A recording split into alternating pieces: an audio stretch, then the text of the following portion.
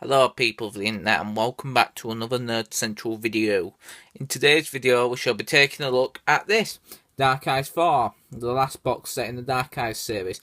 I've been wanting to do this review for a while because it's a brilliant box set and I want to tell you about it. But first, we'll take a look at my thoughts on the packaging of Dark Eyes 4. Taking a look at the packaging of Dark Eyes 4, you can see it comes in a standard cardboard slipcase, but this time it has some fantastic artwork on. The others have fantastic artwork on, but this one's just stellar. I mean, it has a picture of McGann looking at a side angle there. There's a picture of Nicola Walker looking off into distance. As a picture of a gold Dalek, the Dalek Time Controller, whose design is absolutely fantastic. We need to see him in the new series. Then one of the silver and blue Daleks, the 1960s Daleks, with an explosion behind them. We'll then see a classic Sontaran, which is really cool. Then a picture of Alex McQueen's master looking very devious as always. We see that they're on these like shards of glass, which really adds a nice aesthetic to the cover. Like there's Paris on the side and there's like Moscow down there. They're two of the locations that two stories take place in. Then it says Dark Eyes 4, starring Paul McGann, Nicola Walker and Alex McQueen. Doctor Who, BBC logo. Doctor Who, BBC logo, big finish. On the top it says Doctor Who, Dark Eyes 4. Just on a black background. On the side it says Doctor Who. Has a different version of that image on the front, which looks brilliant. Dark Eyes 4, it tells you the name of all the stories down there. Then on the back, it has a picture of a vortex in the background, the sort of purplish one. I don't know whether you can see that.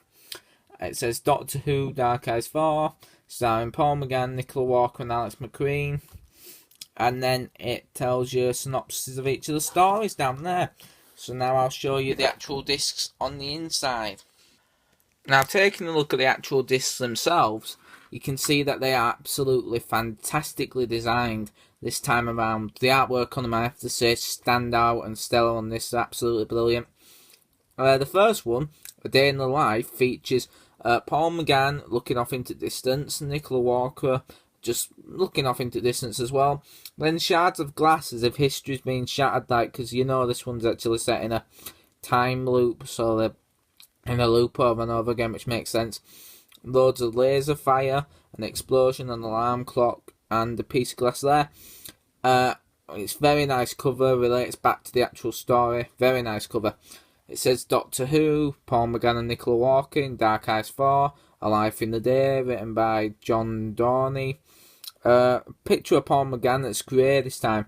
And something about this box set that some people might not like, but I think it adds uniqueness to every disc, is the actual picture of Paul McGann is a different colour on every one to, coincide with the cover, which is awesome. Featuring Beth Chambers and Barnaby Kay. A little thing down the side, the audio adventures of Doctor Who. The same motif again on the side, except little Paul McGann face, Doctor Who, Dark Eyes 4, Life in the Day, big finish logo, 1.4.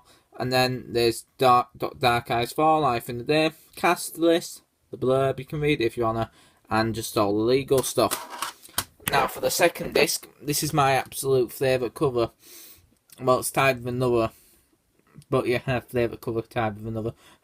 But then, look, this is it. It's The Monster of Montmartre. It's Doctor Who, Paul McGann and Nicola Walker in Dark Eyes 4, The Monster of Montmartre, written by Matt Fisher, with a red picture of the Doctor this time, looking really awesome and reddish. Looks really cool. The featuring list. Then this one has a picture of Paul McGann looking off into distance, Liv Chenka or Nicola Walker again. A picture of the Eiffel Tower, and then this Dalek looking really decrepit and broken down, because if you know in the story it's the Daleks. I'm not going to say what it is because it'll ruin it, but it's a really battered and bruised Dalek. It's missing its plunger and it just looks awesome, this cover. Really nicely done. Then it's just like Monster of Montmartre with a red vortex behind it, the blurb, the cast list, and Doctor Who. Basically legal stuff. Alright, on to the third story in this set. Just let me see. It's called The Master of the Daleks. Again, all that normal stuff, except this time it's grey on the side here. I think it's like the first one or the first one blue, I don't know. Yeah, a grey picture of Paul McGann, featuring list. This one has a cool cover as well. All the covers are brilliant. It has the Master, a Sontaran, 2 classic 1960s Daleks looking awesome. An explosion from the little war behind them. Them towers in Moscow, forgot what they're called. Then Paul McGann again there. Then on the back it just has Dark Eyes 4, Master of the Daleks, a little blurb, a cast list, and legal stuff. Then for the final cover, which is my joint favourite cover, it is Eye of Darkness, written by Matt Fisher. It says, yeah, it has all the normal Doctor Who stuff, except this time it's got almost a real life picture of Paul McGann, you know, like with the proper colours, not really, it's sort of matching him up there. But yeah, it looks really cool. And this one has a picture of the Doctor, Liv Chenka, and what's his name? I think it's Martin Stein or something. Just let me see. What's his name? Professor Shriver. No, Professor Shriver. Yeah, looking very awesome. And then the Dalek time controller with explosions. And he's getting enveloped by the Eminence, because there's something about the Eminence in this story I'm not going to tell you. But yeah, this says Dark Eyes 4, Eye of Darkness, the blurb, the cast, and the legal stuff. So overall for presentation, this box set has some of the best art I've ever seen on CD cases. Brilliantly realised artwork. I'd definitely rate the artwork a 9 out of 10. So now we'll get on to my thoughts of the story itself. Now on to my thoughts of Dark Eyes 4 itself. And I've written down a few things, so I'll read out what I like about it. I love the performances in this story. Everybody gives brilliant performances, even the side characters. Like the guy in the middle that, the guy in the beginning that Liv and that falls in love with, I forgot his name, but yeah, Sally's sister, no, not Sally, what's her name, Kitty's sister, I forgot what his name, no, Kitty's brother, but I forgot what his name is, but yeah, even he's good, even the side characters are awesome in this. Yes, I love the performances, stars of Paul McGann, Nicola Walker and Alex McQueen, and Nicholas Briggs, because he gives a brilliant performance as the time controller and all Daleks. Then, love the overall story arc of the Master and the Daleks. Like, the Daleks take precedent here, but sorry about that. Through the middle 2 episodes, the Master is quite a prominent, like, no, it's more in the 3rd one, to be honest. There's not too much Master, but yeah, the Daleks are awesome in this. The plan is fully realised. It makes sense. Like, just to give you a little thing, the Dalek time controllers sort of a rogue element in the Daleks, and he's trying to conquer everything, but they don't recognise him as Dalek because he's existed outside the timelines for too long. So yeah, it's a really interesting story. They all seem to link together in some way, which is awesome. It's like they have different settings. Now that's another thing I love too. They have all different settings. It's all varied, but they link together. Like the first 2 episodes are a direct continuation, and all of them just flow nicely. So that's a really nice thing. So yeah, love the whole story arc of the Master and the Daleks. Love how they explain how the Eminence was born. Like at the end, it circles around and explains a lot of Dark Eyes 2 and 3 with the Eminence and that. Because it explains, I'm not going to say how in the final part, but how the Eminence was born, and it all makes sense, and it's so cool to see it all rounded off. Then, as I said, I love the varied settings. I think some of the settings in here were awesome. You go from like you go from like early 20th century, like London, to like 20th century France, and then you go to like Moscow in the alternate timeline where Earth's being invaded, and then you go to like the Eye of Orion. So there's some awesome settings in here, and they really bring them to life using sound. Love the first story. Has a nice feel to it with how Liv meets Martin, and that's his name, Martin. And you can see that there is something is building between them, but then someone has to make the biggest sacrifice between them. So one of the characters, I'm not going to say, but someone has to sacrifice themselves in order to save everybody else, and it's quite sad actually, because you see people like getting to know each other, and then you see them die, so that's sad, but it's good. I love how the stories link together, as I said, and how they also reference to past events in like previous box sets, like the reference back to like Molly in the first box set, the reference back to Sally Armstrong in the third, the reference all different events. It just makes you nerdgasm and that. I love the use of sound in order to create the world. Big Finish excels at this. How they use all like the ambient sounds to create London. How they use all like the gunfire to create Dalek battlefields.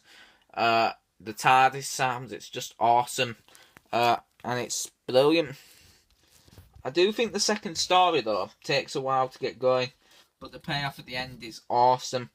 And is brilliant how they reveal the Daleks. Like, yeah, it has it on the cover, so it sort of ruins it, but it's a sort of really disturbed, eerie story, so it's fantastic to watch. Sorry about that, that's just getting my notes ready. I also love how in audio form they can get away with a lot more than they can on television. For example, on the second one, there was a lot of what would be graphic stuff if you were on television, but yeah, like there's people getting mutated to turn into different creatures, and it's you can hear them in pain, and it's really dark and gritty, but they can get away with it in audio form, so that's good. I like how in the third story there is a Dalek versus Sontaran war. Like, who wouldn't want to see that? Because Daleks, obviously Daleks, they're killing Sontarans, but Sontarans are like so strong that they can rip through a Dalek's armour. So yeah, that's awesome to see. I also like how they leave the door open for the Master to return. Like in the third one, the Master ends up getting stranded and left behind, but they don't like definitely say he can't return in this form, you know, like to Big Finish. It's sort of left ambiguous as to what happens to him, so that's awesome to see. Hopefully we get more McQueen. I also like how they have certain characters from the past returning. Like at certain points, characters do return. Like as I said, Stryver earlier, the Professor from like from the third box set returns. That Stryver, you know, the Madman. Then there's the Master, as I said, and there's like Molly at certain points, which is awesome. It's also good that they managed to link the events in this box set to the events in the others. Like how you might have like the experiments that were going on in Dark Eyes 3.